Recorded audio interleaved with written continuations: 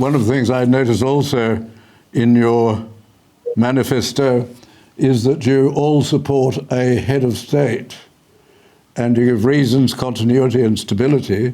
I would have also thought their role in relation to being a constitutional guarantor would also be important.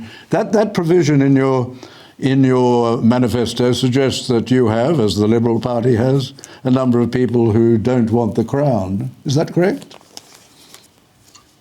Yes, that is the case. Yes, that is the case. I have been flying the flag for constitutional monarchy unashamedly in the Liberal Democrats. Well, you were, if I can interrupt you, you were the first young national convener of Australians for constitutional monarchy, were you not? I was briefly, David. Yes, I think I've still got the business card there somewhere here. So, look, I became a constitutional monarch. I loved American history growing up. And I thought, well, look, it's a no-brainer. I said, this monarchy is an anachronism and we need to be like the United States. It's a wonderful system of government. It all changed in 1 second.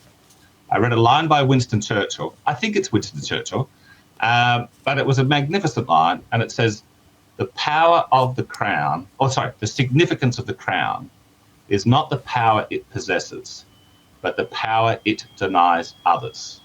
And I just instantly said, well, that's absolutely right. I said, we have a, it's very, this is what I try to tell the libertarians. I say, look, this is very libertarian, the constitutional monarchy. It's about removing centralised power. It's about devolving power. I said, yes, we're going to put someone on the throne who's at the apex of our political structure.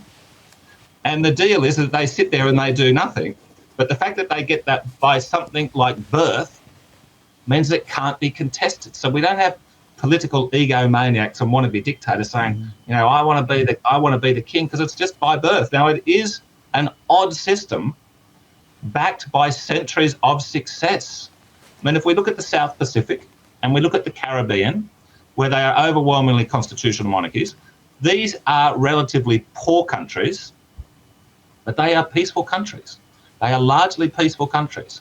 And it's because they've got that constitutional monarchy. Now, in the Caribbean, of course, there's two hellholes, Haiti and Cuba, republics, okay? Republics, okay? But Jamaica and Barbados, well, I think Barbados is charged, which is very sad.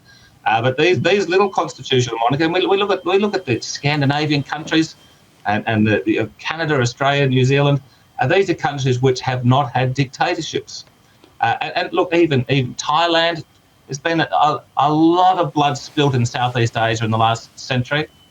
Thailand has had a lot less blood spilt in it. You think about Laos and Burma and Cambodia and Vietnam are all around Burma. I said that, all around the corner. Thailand's a constitutional monarchy, and the same in the Middle East. Now, I know there's been a lot of troubles in the Middle East, but David, I think we'd all much prefer to live in a Middle East. Now, they're not constitutional monarchies; they're absolute monarchies.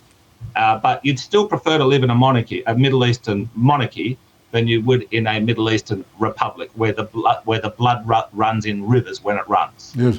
Well, when Egypt and especially Iraq were more democratic, yes, they were constitutional monarchies, and they worked reasonably well. Right. Not perfectly, but reasonably well. That saying is absolutely superb.